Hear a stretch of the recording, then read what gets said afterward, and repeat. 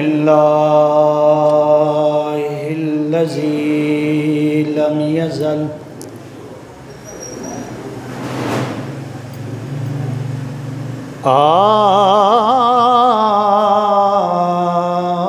عالما حيا قيوم حيا قيوما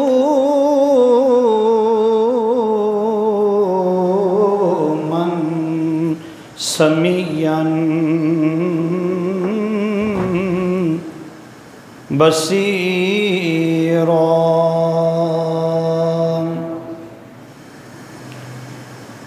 الصلاة والسلام على سید الانبیاء والمرسلین نذیرا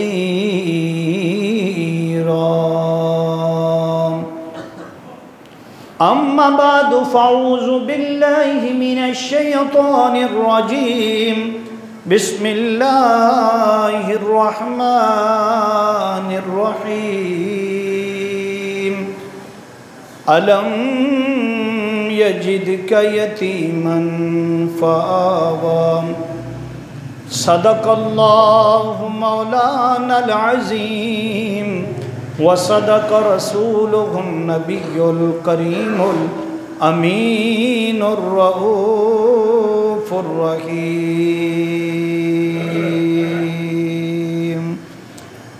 ان اللہ وملائکتہ يصلون على النبي يا أيها الذين آمنوا صلوا عليه وسلموا تسليما پڑھیے صلی اللہ علیہ یا رسول اللہ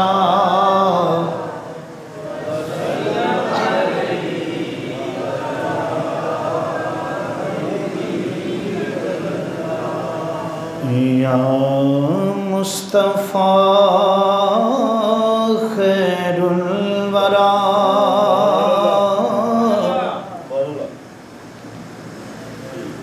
آقا تیرے جیا کوئی نہیں یا مصطفیٰ خیر الورا تیرے جیا کوئی نہیں کنوں کواں تیرے جیا آقا تیرے جیا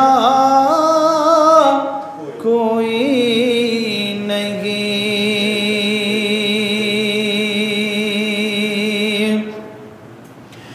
نبی سونیا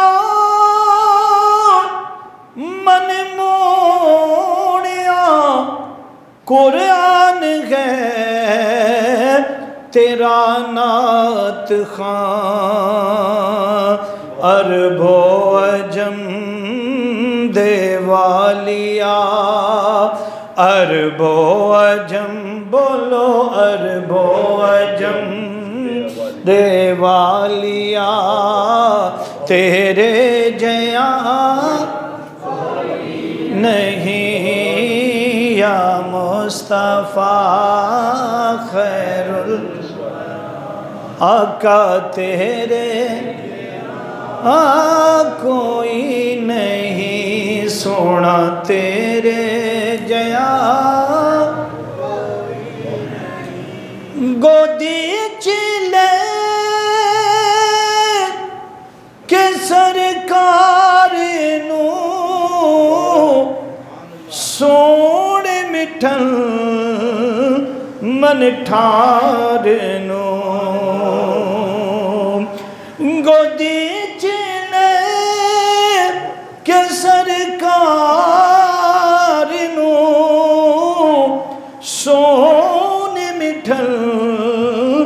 من ٹھارنو آکھے حلیم سعدیہ آکھے حلیم سعدیہ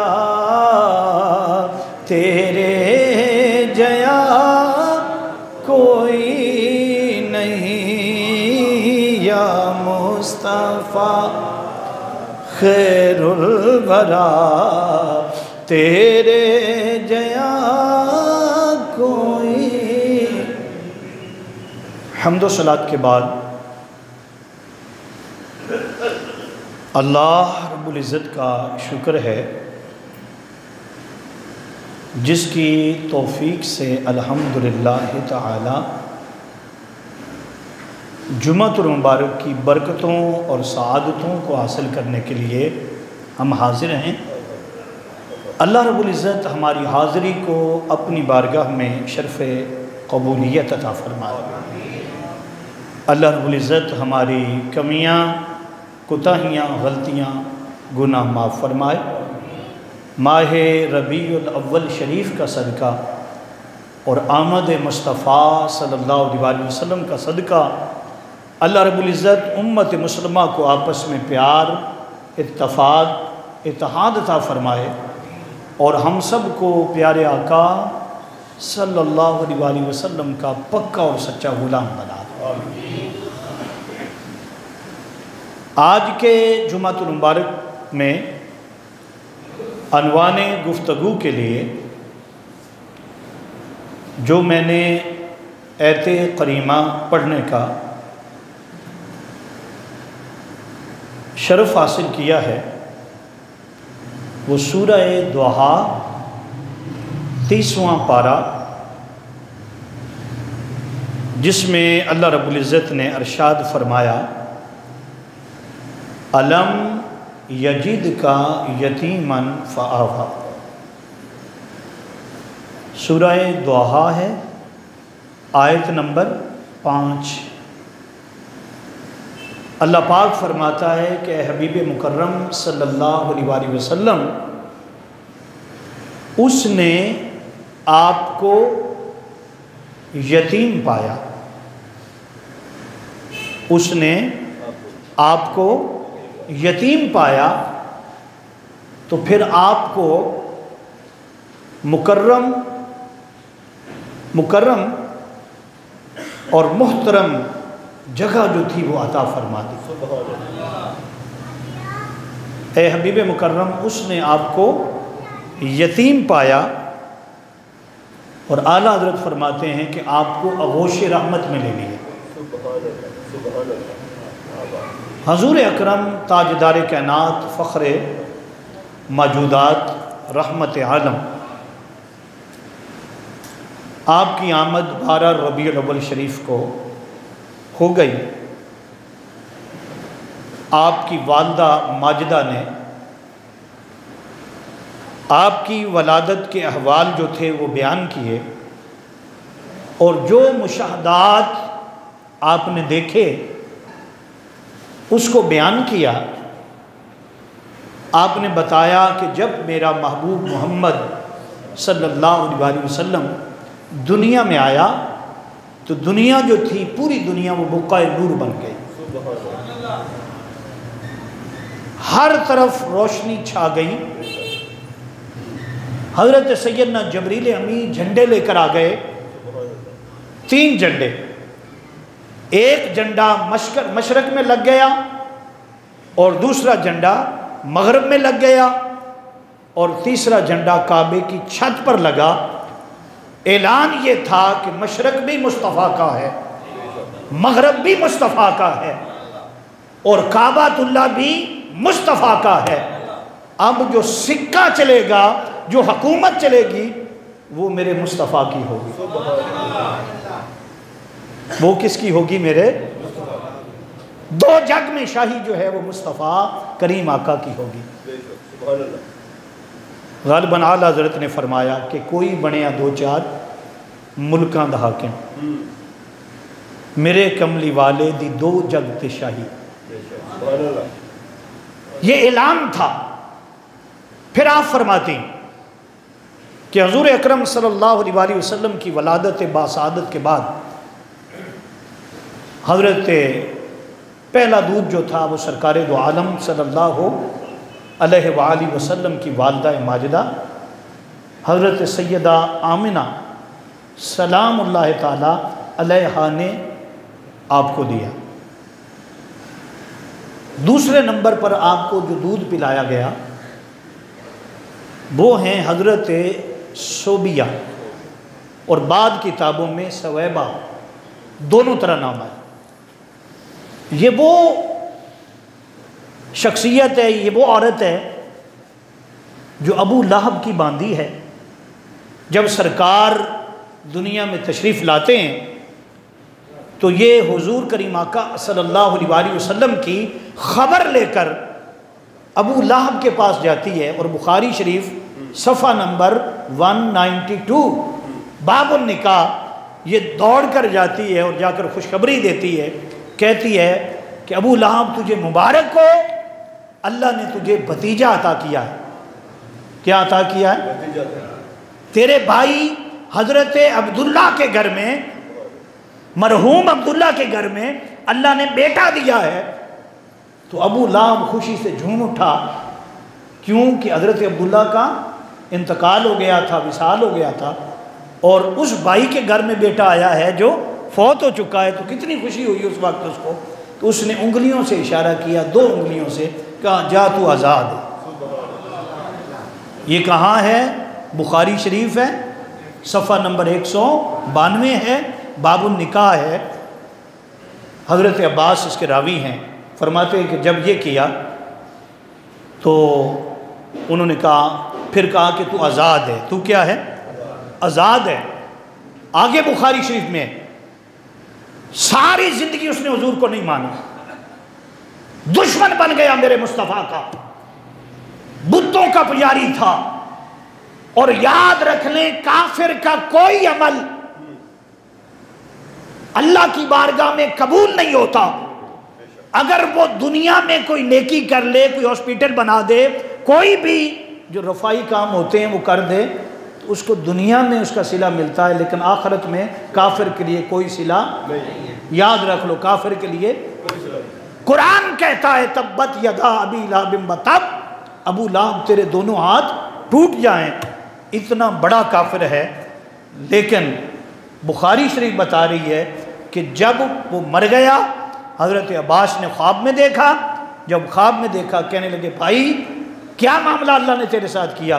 اس نے کہا میں مر گیا، لٹ گیا، آگے بھی عذاب ہے، پیچھے بھی عذاب ہے، دائیں بھی آگ ہے، بائیں بھی آگ ہے، اوپر بھی نیچے بھی، ہر طرف آگ ہی آگ ہے۔ لیکن جب پیر کا دن آتا ہے، ایک پیر نہیں، ہر بار جب پیر کا دن آتا ہے، میری ان 2 انگلیوں سے پانی جاری ہو جاتا ہے، میں اسے چوستا ہوں، میرے عذاب میں تخفیف ہو جاتی ہے۔ کیا ہو جاتا ہے عذاب میں؟ یہ کہاں لکھا ہوا ہے؟ بولنا ذرا، لوگ میلاد کہاں میلاد لکھا ہوا ہے؟ بھئی آپ تو سال کے بعد، اور رب ہر پیر کو، وہ بھی کافر کو صلہ دے رہا۔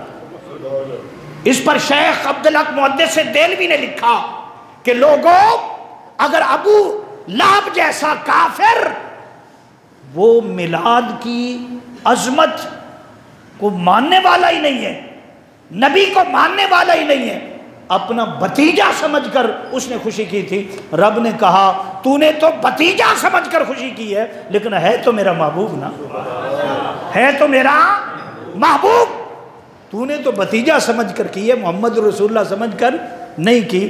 چلو اس کی بھی خیرات دے رہا ہوں۔ اور کیا ہوتا ہے، ہر پیر کو سرکار کے آمد کا صدقہ، میلاد کا صدقہ، کافر بھی عذاب میں تخفیف پا رہا ہے۔ اور اس پر شیخ عبدالحق فرماتے ہیں کہ جب کافر کو یہ ملتا ہے، اور حضرت نعیم الدین مراد آبادی، مفتی احمد یار خان نعیمی، آپ فرماتے ہیں جب کافر کو صلہ ملتا ہے جسے صلہ مل ہی نہیں سکتا، فرمایا یہ اللہ رب العزت نے اپنا قانون قدرت بدلا، تو پھر جو مسلمان حضور کی خوشیاں منائے، آقا کی آمد پر چراغاں کرے، حضور کی خوشی میں مچل جائے، لنگر تقسیم کرے، لوگوں کو بلائے، تو جب کافر کو یہ صلہ مل رہا ہے تو پھر مومن کو کیا اجر ملے گا؟ وہ تو مومن ہے۔ تو میں نے آپ کو یہ کہنا چاہا اصل میں کہ آپ کی پہلا دودھ جو تھا وہ حضرت آمینہ، پھر 7 دن تک کون ہے جی؟ حضرت صوبیہ بھی آیا ہے اور صہیبہ بھی آیا ہے، معنی ایک ہی ہے اس کا، معنی 7 دن کے بعد اللہ رب العزت کا انتخاب اور اللہ رب العزت کی وہ خاص بندی جس نے سرکار دو عالم صلی اللہ علیہ وآلہ وسلم کو اپنی گود میں لیا۔ اور علماء کہتے ہیں کہ اس آیت کا مصباح کہ اللہ پاک فرما رہا ہے الم یجد کا یتیمن فآوا، اے حبیب مکرم ہم نے آپ کو یتیم پایا۔ کیا کیا؟ یتیم پایا، تو پھر کیا تیرے لیے جگہ بنا دی، ٹھکانہ بنا دیا۔ معزز و محترم جو تھا وہ ٹھکانہ بنا، تو اس ٹھکانے کے لیے کون چنی گئی؟ وہ حضرت حلیمہ سعدیہ۔ حضرت، اب آپ پوچھیں گے کئی لوگ اس کو مانتے ہی نہیں، کہتے ہیں یہ کیا ہے کہ وہ چھوٹا سا بچہ، کوئی بھی کسی کا بھی چھوٹا سا بچہ اور ماں سے جدا کر دیا جائے، وہ اتنا دور بھیج دیا جائے کہ تقریباً مکہ سے 85 کلومیٹر دور، طائف سے بھی 50 کلومیٹر دور وادی ہو، وہاں کیوں بھیجا گیا؟ کئی لوگ اس کو انکار کرتے ہیں، لیکن غلط انکار کرتے ہیں، وہ پڑھے نہیں، عقل کی بنیاد پر سودے کرتے۔ یاد رکھ لیں کہ عرب کے اندر، عرب کے معاشرے میں یہ ان کا رواج تھا، ان کا طریقہ تھا کہ جب کوئی بچہ پیدا ہوتا تو پیدائش کے بعد 2 موسم تھے، ایک موسم بہار اور ایک موسم خزاں۔ دونوں موسموں میں مختلف دیہاتوں سے عورتیں آتی تھیں۔ کیوں کہ پہلی سبب علماء نے بیان کیا کہ مکے کا موسم بڑا گرم تھا۔ کیا تھا؟ آج بھی ہے، آج بھی ظہر اور عصر کی نماز کے لیے جب نکلتے ہیں تو پتہ چل جاتا، وہ کبھی مہربانی کر دے تو مہربان ہے، لیکن ہر طرف پہاڑ ہے۔ فرماتے ہیں کہ اور پہاڑوں کی وجہ سے سانس لینے میں جہاں پہاڑ ہوتے ہیں وہاں دشواری ہوتی ہے۔ کیا ہوتی ہے؟ تو مکے کے حال یہ تھا کہ گرمی زیادہ ہونے کی وجہ سے، اور دوسری بات یہ تھی کہ جو عرب کے لوگ تھے، جو مکہ شریف تھا وہ شہر تھا۔ کیا تھا؟ اور طائف کے ساتھ جو بنو سعد قبیلہ رہتا تھا، وہ وادیاں جو تھیں وہ عرب کی، جیسے ہمارے دیہات میں ایسی پنجابی بولی جاتی کہ آپ لاہور والے نہیں بول سکتے، ایسا ہی ہے۔ تو وہ جو عربی بولتے تھے، شہر والی عربی میں اور اس عربی میں فرق تھا، اور اس کو خود آقا علیہ السلام نے بھی بیان کیا۔ کسی نے پوچھا حضور آپ عربی بڑی فصیح بولتے ہیں، آپ جیسی عربی کوئی اور نہیں بولتا، تو آپ نے فرمایا جانتے نہیں میں نے کس کی گود میں پرورش پائی ہے؟ میں حضرت حلیمہ سعدیہ کی گود میں پلا ہوں۔ اور پھر کیونکہ تربیت انہوں نے کی تھی، تو ایک یہ طریقہ تھا کہ اپنی زبان کو، تاکہ بچہ زبان وہاں پر ہی کھولے، تو جو زبان کھولے گا، جو سیکھے گا وہی مل جائے گا۔ فرماتے ایک وجہ یہ تھی، یعنی 2 ہو گئی، اور تیسری وجہ کیا تھی کہ غریب عورتیں دائیاں بن کے آتی تھیں، وہ لے کر جاتی تھیں امیروں کے بچے، وہ انہیں سکھاتی تھیں، زبان سکھاتی تھیں، پالتی تھیں خوب، وہ جو ماحول فضا ملتا اس کے بعد انعام ملتا، جتنا کوئی امیر ہوتا اتنا وہ زیادہ انعام دے دیتا۔ حال یہ تھا کہ حضرت حلیمہ فرماتی کہ وہ سال خشک تھا، قحط سالی تھی، اور ہمارے جانور جو تھے بالکل دبلے پتلے ہو گئے تھے، گھاس بھی کھانے کے لیے نہیں تھا۔ حال یہ تھا، اپنا حال خود بیان فرماتی ہیں کہ 3 دن تک سو نہیں سکتی تھی، بھوک کی وجہ سے سو نہیں سکتی تھی، باہر نکل جاتی، درختوں کے پتے جہاں سے ملتے دور سفر کر لیتے، کیونکہ ہر طرف خشک سالی تھی، تو جہاں سے ملتے وہ جا کر کھا کر گزارا کرتے۔ اگر وہ پتے مل جاتے تو پانی نہیں ملتا تھا۔ 3 دن بے ہوش ہو گئی، کھانے کو نہیں تھا۔ جب تیسری رات آئی تو فرماتی ہیں کہ میں نے دیکھا خواب کے اندر ایک بزرگ ہے، سفید داڑھی اس کی، چہرہ نور علی نور ہے، عمامہ شریف پہن رکھا ہے۔ مجھے کہا السلام علیکم بیٹی، میں نے کہا وعلیکم السلام۔ خواب کی بات، کہنے لگے اٹھو حلیمہ قم، اٹھو۔ میں نے کہا بابا جی میں اٹھ نہیں سکتی، میں کمزور ہوں، کئی دن سے کھانا نہیں کھایا۔ فرماتے ہیں کہ اس بابا جی نے، بزرگ نے میرا ہاتھ پکڑا، اور میں کتنی کمزور تھی خواب کے اندر بھی، وہ پکڑا، تھوڑا سا چلے، باہر گئے تو سامنے ایک نہر نظر آئی۔ اس نہر کو دیکھا تو وہ دنیا کی نہر جو نہریں ہوتی اس سے ہٹ کر تھی، دیکھا تو اس میں پانی چل رہا ہے۔ اس بزرگ نے ایک پیالہ پانی کا لیا اور مجھے دیا، کہا بیٹی یہ پیو۔ فرماتی کہ جب میں نے اپنے منہ سے لگایا تو وہ دودھ سے زیادہ سفید تھا دیکھنے میں، پینے میں برف سے زیادہ ٹھنڈا تھا، برف سے زیادہ اور شہد سے زیادہ میٹھا تھا۔ جیسے میں نے گھونٹ جو کیا لیا، فرماتی کہ میرے جسم کے اندر یوں لگا کہ تمام تر برکتیں، رحمتیں اور ساری صحت و تندرستی، ہر کمزوری مجھ سے دور کر دی ہے، اور ہر طاقت اللہ پاک نے مجھے عطا کر دی۔ فرماتی میں نے ایک پیالہ پیا، پھر دوسرا پیا، پھر تیسرا پیا۔ فرمایا بابا جی فرمانے لگے کہ میں علیحدہ ہو جاتا ہوں، تو میری بیٹی ہے، تو ذرا غسل بھی کر لے اسی نہر کے اندر، کیا کر؟ آپ فرماتی میں نے کپڑوں سمیت اس میں غسل کیا۔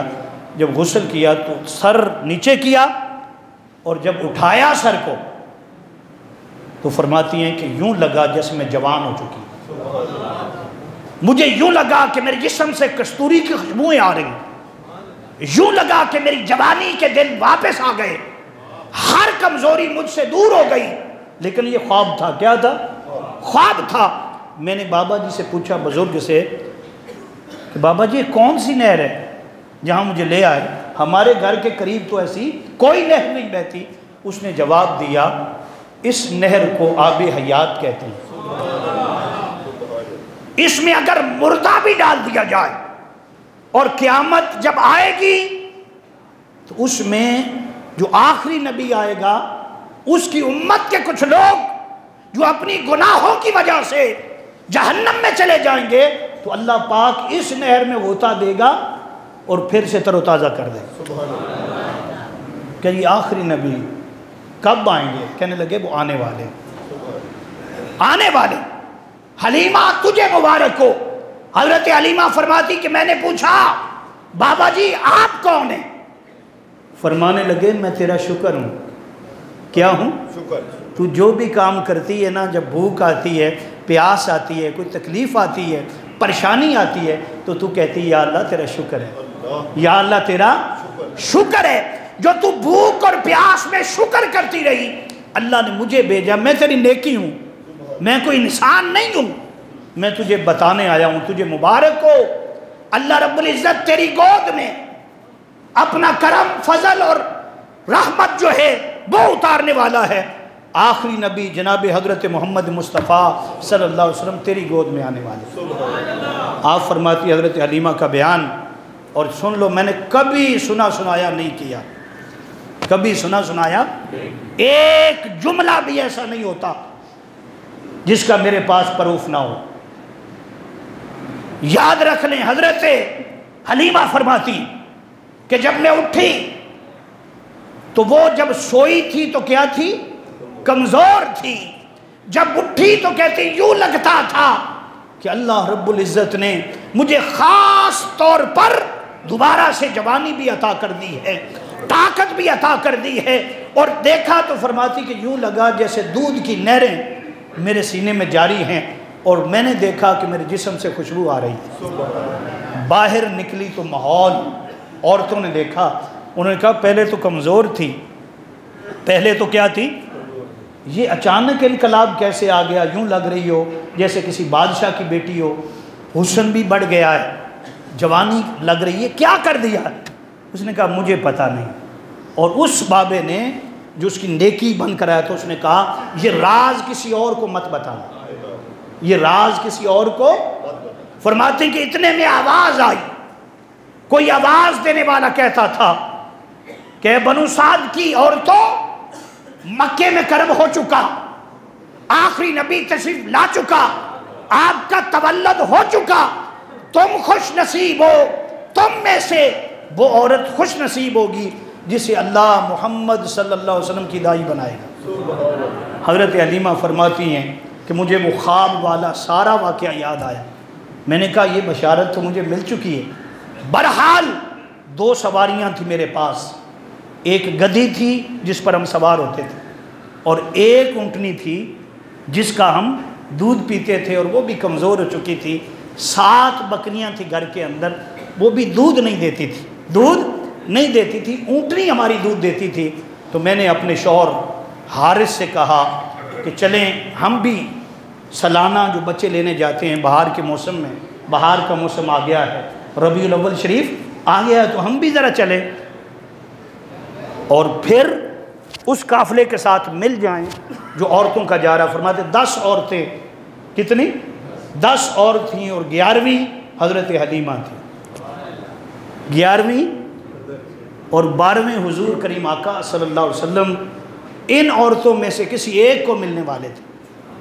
فرماتے اب کیا تھا، سواریاں چلی، حضرت حلیمہ نے بلایا، اور سب سے زیادہ غریب تھی اس قبیلے میں، باقی عورتوں سے کہنے لگی، باقی وہ بھی ان کی رشتہ دار تھی، انہیں کہنے لگی کہ آپ سب جا رہی ہیں تو مجھے بھی ساتھ لے لینا، کوئی بچہ مجھے مل جائے میں پالوں گی، مجھے بھی انعام ملیں گے۔ انہوں نے کہا کہ تیرا ہمارا کیا جوڑ، ہمارے پاس تیز سواریاں ہیں۔ کیا ہیں؟ تیز سواریاں ہیں، ہم ان پر سوار ہو کر جائیں گی، اور تیرے پاس جو اونٹنی ہے وہ بھی چل نہیں سکتی، گدھی بھی تیری بیمار ہے، وہ بھی کمزور ہے، تو کیسے کیا کرو گی؟ اس نے کہا کہ آپ مجھے ساتھ لے جائیں۔ وہ کہنے لگی کہ ہمارا اور تیرا جوڑ۔ تمام تر عورتیں جو تھیں وہ نکلیں۔ حضرت حلیمہ فرماتی کہ میں اپنی گدھی پر اور میرا شوہر اونٹنی پر دونوں چل پڑے۔ جیسے ہی ہم اس راستے پر آئے جو مکہ شریف کو جاتا تھا، اونٹنی بیٹھ گئی، وہ اٹھنے کا نام نہ لیتی تھی، کمزور زیادہ تھی۔ فرماتے ہیں کمزوری کی وجہ سے جب وہ بیٹھی میرا شوہر بار بار اٹھاتا، وہ عورتیں جو ساتھ جانا تھا جن کے، وہ آنکھوں سے اوجھل ہو گئیں۔ فرماتے اتنے میں ہم نے دیکھا کہ ایک شخص نکلا جس کے ہاتھ میں چھڑی تھی۔ کیا تھی؟ چھڑی تھی۔ اس نے ہماری اونٹنی کو آ کر اٹھایا، چھڑی لگائی، بس یہ لگنے کی دیر تھی، اونٹنی اٹھ کھڑی ہوئی تھی، ابھی کمزور لیکن اٹھ کھڑی ہوئی۔ گدھی جو تھی وہ بھی چلنے لگی۔ فرماتے وہ سفر ہمارا جاری تھا، اور ہم سے پہلے، ہمارے جانے سے پہلے وہ باقی عورتیں جو تھیں وہ پہنچ گئی تھیں، اور جتنے امیروں کے بچے تھے، رئیسوں کے بچے تھے، نوابوں کے بچے تھے، وہ سارے لے لیے تھے۔ اور یاد رکھ لیں میرے حبیب صلی اللہ علیہ وسلم آپ بھی نوابوں کے تھے، آپ بھی رئیسوں کے تھے، لیکن صرف ایک نقطہ تھا کہ والد گرامی جو تھے ان کا انتقال ہو گیا۔ ان کا ایک طریقہ یہ تھا کہ جو کچھ دیتا، جو انعام دیتا، وہ والد دیتا تھا۔ یہ نہ سمجھنا کہ حضور کریم آقا وہ تو کعبے کے متولی تھے، حضرت عبد المطلب، آپ کا خاندان تو اس وقت 100 اونٹوں کی قربانی کرتا تھا۔ یہ جو پھیلایا ہوا ہے نا لوگوں نے کہ حضرت ابو طالب بڑے غریب تھے، وہ تھے فلاں، یاد رکھ لیں آپ کا قبیلہ تمام تر قریش میں سب سے اعلیٰ قبیلہ تھا۔ اور کوئی یہ ویسے ہی انہوں نے کئی لوگوں نے جناب باتیں بنا کے ایسے چھوڑی ہیں ان کی قدر کو کم کرنے کے لیے۔ تمام تر مکے میں سب سے زیادہ امیر گھرانہ وہ کس کا تھا؟ میرے آقا علیہ الصلوۃ والسلام کا تھا۔ تو فرق یہ تھا، وہ جو کہتی تھی کہ ہمیں کچھ نہیں ملے گا، وہ کہتی تھی کہ والد نہیں ہے، حضرت عبداللہ کا انتقال ہوا ہے، تو یہ بات ہے کیا ملے گا؟ تو تمام تر عورتوں نے بچے لے لیے، تو وہ واپس جا رہی تھیں، حضرت حلیمہ داخل ہو رہی تھی، پوچھا، کہنے لگی جی سارے بچے لے لیے ہیں، ایک بچہ باقی بچ گیا ہے جس کا نام محمد ہے۔ کیا ہے؟ محمد ہے، اس کو ہم چھوڑ آئیں گے۔ کیوں چھوڑا ہے؟ کہنے لگی کہ ان کا والد کا انتقال ہو گیا ہے، والد نہیں ہے، والدہ موجود ہے۔ تو ہم نے کہا کیا انعام ملنا ہے؟ تو حضرت حلیمہ فرماتی ہیں کہ میں کعبۃ اللہ پہنچ گئی، اب میں نے بھی دل میں سوچا، انسانی خیالات ہوتے ہیں، تخیلات ہوتے ہیں، تو میں نے بھی سوچا بھی والد تو نہیں ہے اس بچے کا، تو ہمیں کیا ملے گا؟ فرماتی پھر میں نے کہا چلو کعبے کا طواف کرتی ہوں۔ اس کا مطلب یہ ہے وہ حضرت ابراہیم کو ماننے والی تھی، بتوں کو ماننے والی نہیں تھی۔ اللہ نے آپ کو نام بھی حلیمہ عطا کیا تھا، اور حلیمہ حلم ہم جو کہتی ہیں بڑی حلیم اور بڑی نرم ہو، اللہ رب العزت نے جس پر خاص کرم کیا ہو، اور اللہ رب العزت نے ایسا دل نفیس عطا کیا ہو، فرماتے اس کو حلیمہ کہتے ہیں۔ اس کو کیا کہتے ہیں؟ حلیمہ کہتے ہیں۔ تو اس لیے فرماتے ہیں کہ اللہ نے کیا چن لیا تھا کہ آپ حضرت ابراہیم علیہ السلام کو ماننے والی تھیں، کعبے میں طواف کیا، پھر اللہ رب العزت کی بارگاہ میں دعا کی، اے کعبے کے رب، اے کعبے کے تو جانتا ہے کہ میں بڑی غریب ہوں، میں طائف سے چلی ہوں، طائف سے بھی آگے بنو سعد کی جو وادی ہے وہاں سے چلی ہوں، اتنا سفر کیا، تیرے گھر میں آئی ہوں، لوگ کہہ رہے ہیں کہ جتنے امیروں کے بچے تھے وہ تو سارے چلے گئے، لیکن تیرا کرم اور تیرے فضل وہ ہر وقت برستا رہتا ہے، میں اپنی جھولی تیری بارگاہ میں پھیلاتی ہوں، باری تعالیٰ میری جھولی کو بھی مالا مال کر دے۔ سر جھکایا ہوا تھا، اور اس وقت حضرت ابو طالب طواف کر رہے تھے۔ کیا کر رہے تھے؟ یہ سب اللہ کو ماننے والے تھے، یہ سب طواف کرنے والے تھے، یہ سب نمازیں پڑھنے والے تھے، ان میں کوئی بھی ایسا نہ تھا حضور کے والدین ہوں یا آقا کو جو اللہ نے داعیاں عطا فرمائیں، وہ سب اللہ کو ماننے والے تھے۔ وہ سب کیا تھے؟ تو طواف کے دوران ہی دیکھا کہ رو رہی ہیں، تو سر پر ہاتھ رکھا، حضرت حلیمہ فرماتی میں نے یوں سر کیا، اپنا اٹھایا، دیکھا تو اتنا حسین چہرہ تھا حضرت عبد المطلب کا، امامہ شریف تھا، اور ایسے لگا جیسے 14ویں کا چاند نکل رہا ہے، اتنی وجاہت اور اس قدر خوبصورتی، اس قدر روب آپ کا۔ تو آپ فرماتی کہ میں نے ایسے دیکھا، حیران رہ گئی، میں نے کہا کہ آپ کون ہیں؟ آپ؟ انہوں نے کہا پہلے آپ بتائیں آپ کا نام کیا ہے، کیا پیشہ ہے؟ کہنے لگی میں دائی ہوں، اور میں آئی ہوں طائف سے، قبیلہ بنو سعد سے یہاں پر، اور یہاں جیسے ہر سال آتی ہیں بچے لینے کے لیے اسی طرح آئی ہوں۔ آپ نے فرمایا ما اسمو کا، بتا تیرا نام کیا ہے؟ کیا بھائی؟ کیوں بھائی؟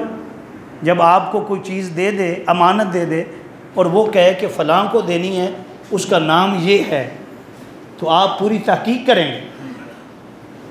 علماء نے یہ بھی لکھا ہے کہ حضرت حلیمہ سے پہلے اور بھی 10 دائیاں تھیں جو بنو سعد قبیلے سے نہیں تھیں، کہیں اور سے آ گئی تھیں، مختلف قبیلوں سے ہی آتی تھی نا، وہ بھی حضرت عبد المطلب کے پاس آئی تھی۔ آپ ایک ایک کا نام پوچھتے تھے، وہ نام بتاتی تھی، آپ کہتے نہیں لا۔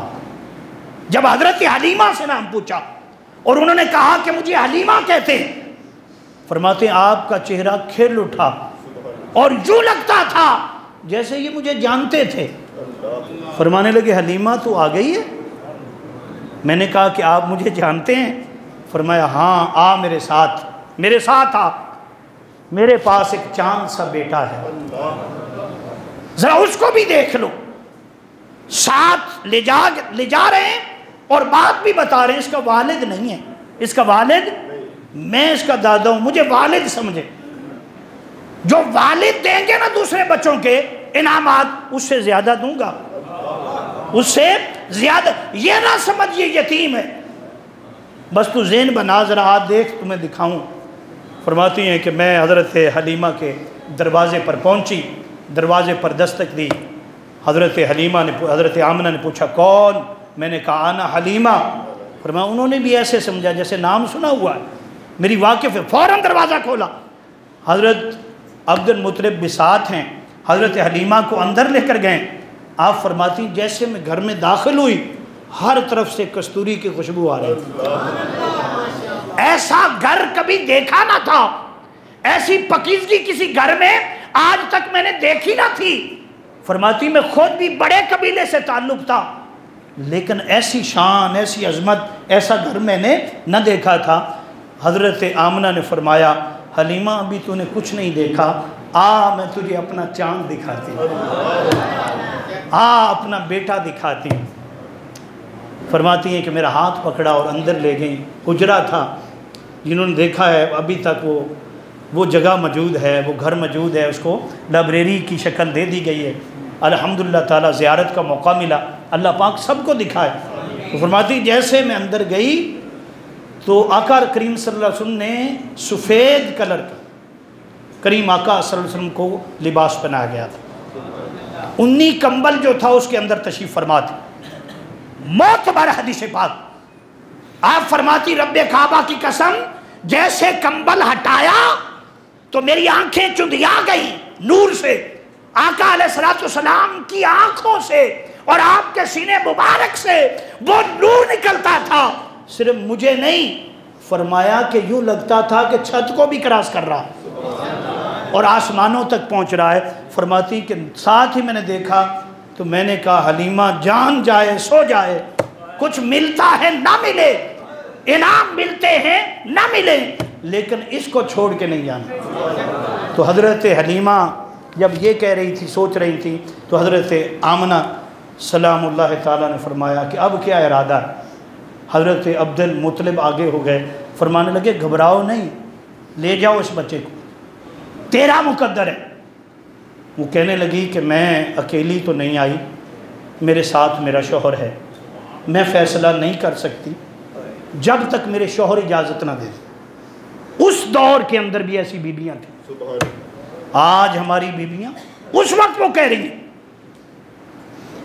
کہ جان چلی جائے یہ بچہ نہیں چھوڑنا، لیکن اگلی بات کر رہی کیا کہ جب تک میرے شوہر سے میں مشورہ نہ کر لوں میں اس وقت تک ہاں یا نہ کوئی بھی نہیں، کچھ نہیں کہہ سکتی۔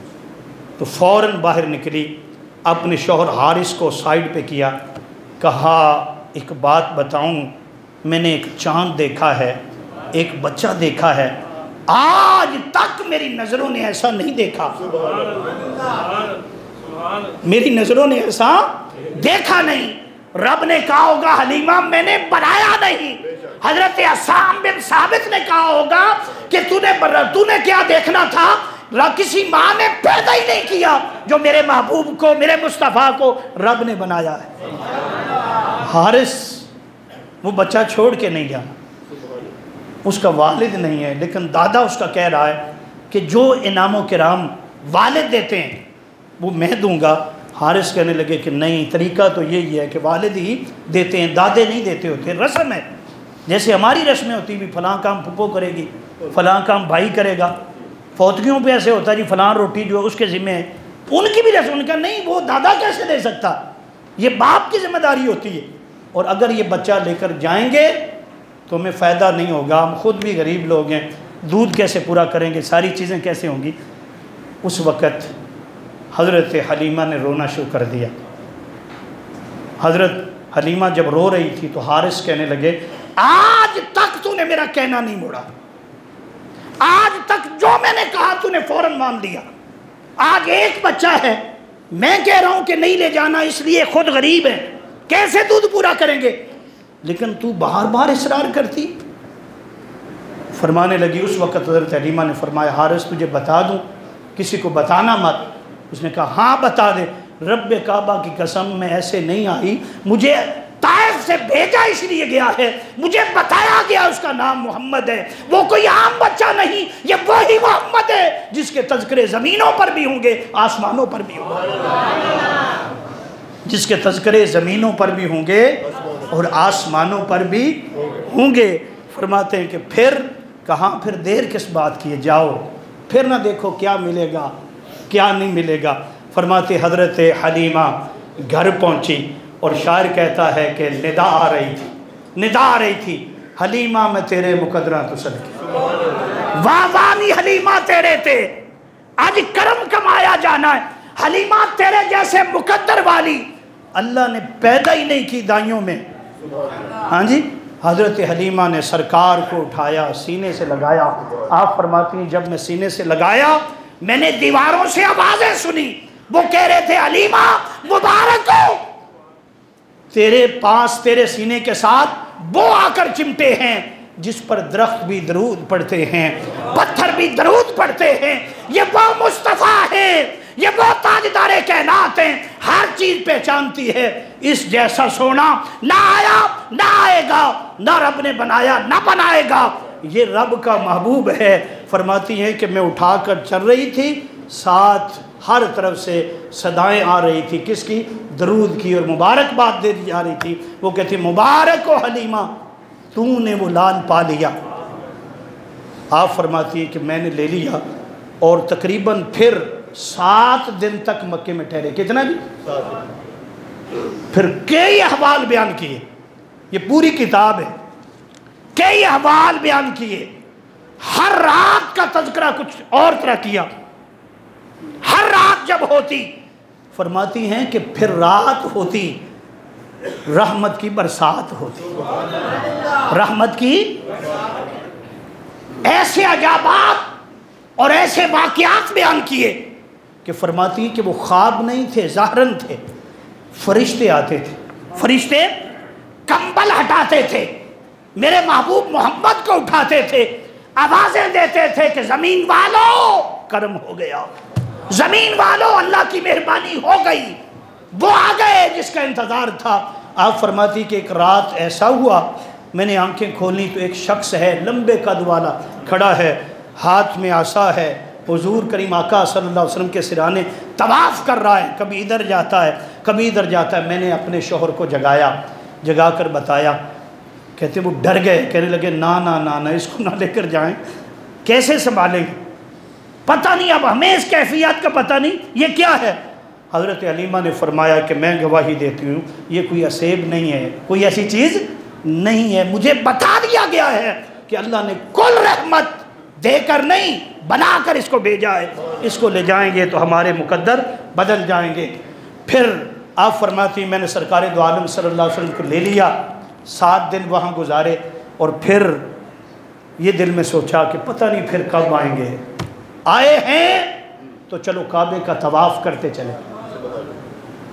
تفسیر مدنی شریف، اتنی بڑی تفسیر، معتبر تفسیر، فرماتے ہیں کہ حضرت حلیمہ نے سرکار دو عالم صلی اللہ علیہ وسلم کو سینے سے لگایا اور طواف کرنے لگی۔ کیا کرنے لگی؟ ایک چکر، پھر دوسرا چکر، پھر تیسرا چکر۔ فرماتی ہیں کہ رش اتنا زیادہ تھا، اس دور کی بات کر رہے ہیں کہ حجر اسود کو چومنا مشکل تھا، حجر اسود کو چومنا۔ پھر میرے دل میں خیال آیا، ایک روایت کہ میں نے چوما، ایک روایت کہ میں تمام تر روایتوں کو سامنے رکھ کر بات کرتا ہوں، ایک روایت کہ میں نے چوما، دل میں خیال آیا کہ میں نے تو چوم لیا، بوسہ لے لیا، اس بچے کا منہ بھی آگے کر دوں ذرا یہ بھی چوم لیں۔ فرماتے ہیں کہ بس میں نے یہ خیال کیا، ہاتف غیب سے آواز آئی، حلیمہ رک جا، حجر اسود خود آ رہا ہے مصطفیٰ کو چومنے کا۔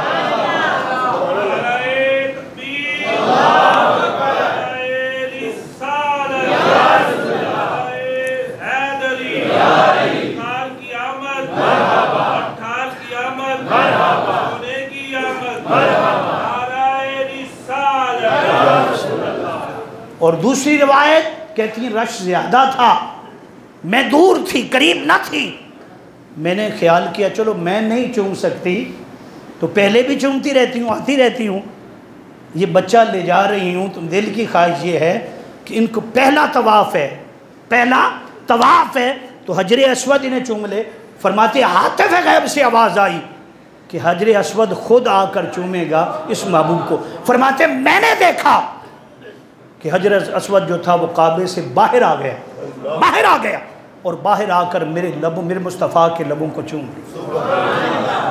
تو یہ فرماتی کہ پھر میں نے واپسی کی تیاری کی، اور وہ سواری جو چل نہ سکتی تھی، وہ چل نہ سکتی تھی، اور باقی دائیاں وہ چلی گئی تھیں اپنی رفتار کے ساتھ۔ یہ ان کا بھی ایک طریقہ تھا کہ یہ جیسے نکلی 7 دن یہ ٹھہر گئی، ان کا بھی طریقہ تھا مختلف جگہ پر پڑاؤ کر لینا، کہیں اور سے تلاش کر لینا، لیکن یہ تھا کہ وہ پہلے کی نکلی ہوئی تھی، یہ کیا تھی؟ بعد میں تھی۔ آپ فرماتی ہیں کہ جب میں نے اپنی سواری کے پاس پہنچی اور میں نے سرکار محمد صلی اللہ علیہ وآلہ وسلم کو سوار کیا، جیسے ہی سوار کیا وہ فروا ہو گئی، موٹی ہو گئی، پھر وہ اونٹنی ایسے لگا کہ ساری کمزوری اس کی ختم ہو گئی۔ ادھر گدھی تھی اور گدھی پر کون سوار تھا؟ اس دفعہ شوہر کو سوار کیا۔ فرماتے ہیں جب اس کے قریب گئے تو وہ بھی ساری کمزوریاں ختم۔ فرماتے کہ دونوں سواریاں جھکتی تھیں، رب کی بارگاہ میں سجدہ کرتی تھیں، پھر سر اوپر اٹھاتی تھیں اور ایسے چلتی تھی، ایسے چلتی تھی کہ جیسے تمام تر طاقتیں اور تمام تر رفتار کی تیزی انہیں نصیب ہو گئی۔ فرماتے ہیں کہ بس تھوڑے ہی دیر گزری نا تو وہ جو دائیاں جا رہی تھی نا، ہماری سواری جو تھی وہ آگے نکل گئی۔ کیا؟ وہ حیران ہو گئی، پریشان ہو گئی، کہنے لگی کون گزر رہا؟ سب نے کہا یہ تو حلیمہ ہے، یہ تو حلیمہ ہے۔ پیچھے سے آواز دی، حلیمہ کیا ہوا؟ تیرے پاس تو ایسی سواری نہ تھی، کیا تو نے سواری بدل لی؟ حضرت حلیمہ نے جواب دیا، سواری نہیں بدلی، سوار بدلا ہے۔ کیا بدلا ہے؟ اور کسی پنجابی کے شاعر نے کہا ہے کہ انہوں نے کہا دس نہیں حلیمہ اے شان کتھوں پایا، دس نہیں حلیمہ اے شان کتھوں پایا۔ یہ ڈاچی کو کس طرح یہ تیزی مل گئی، اس طرح فرمار موٹی ہو گئی، یہ رفتار مل گئی۔ اس نے کہا نہیں ڈاچی اگلی سوار میں بٹھایا ہے، میرا رب نے مقدر چمکایا ہے۔ نہیں، انہوں نے کہا بھاگ جاگ پہنی پیچھے پیچھے آن والی، بھاگ جاگ پہنی پیچھے پیچھے آن والی ہے، تو تے رب دیاں رحمتاں نو لٹیا، دائیاں ساریاں دا مان توڑ سٹیا، نہیں سب دو پیچھے آن والی۔ یہ مقدر تھا حضرت حلیمہ کا۔ آپ فرماتی کہ پھر اونٹنی اس قدر تیز جا رہی تھی کہ جیسے ہمیں لگا کہ اب ہمیں کوئی کراس نہیں کر سکے گا، کوئی بھی، یہاں تک کہ ہم اپنے گھر پہنچ گئے۔ پروگرام تو تھا کہ آگے تک چلتے، لیکن چونکہ وقت کے مطابق ہی ہوتا ہے، انشاءاللہ تعالی اگلے جمعۃ المبارک میں اس سے آگے کریں گے۔ اور یہ اعلان ہے، اس کو ذرا سماعت کر لیں انشاءاللہ تعالی۔ آج رات عشاء کی نماز کے بعد کتنا درود ہے بیٹے؟ کتنا؟ 6,97,000 یہ جو مسجد کے نمازیوں نے پڑھا ہے، 97 لاکھ یہ مسجد کے، اور جو باہر سے اکٹھا ہوا ہے وہ تقریباً کتنا ہے؟ 1.25 ارب وہ درود پاک ہے۔ تو یہ تقریباً جتنا بھی ہوا آپ نے اس میں شامل بھی ہونا ہے۔ میرا ایمان ہے، میرا عقیدہ ہے کہ جہاں اتنا درود پڑھا جائے کتنی رحمتیں برسیں گی، اور جو اس میں شامل ہوگا، جو سانس لے گا، وہاں بیٹھے گا، کتنا خوش نصیب ہوگا۔ اور انشاءاللہ تعالی اس میں دعا بھی خصوصی ہوگی۔ عشاء کی نماز کے بعد فوراً شروع کریں گے، جتنا درود باقی بھی کسی نے پڑھا ہے وہ محترم شہباز بھائی کو لکھوا دے۔ رات کو عشاء کی نماز کے فوراً بعد محفل پاک ہوگی، مختصر ہوگی، دعا ہوگی، اور انشاءاللہ تعالی تمام دوست جو ہیں شرکت کریں گے۔ اللہ سب پر مہربانی فرمائے، اپنا خاص فضل و کرم نازل فرمائے۔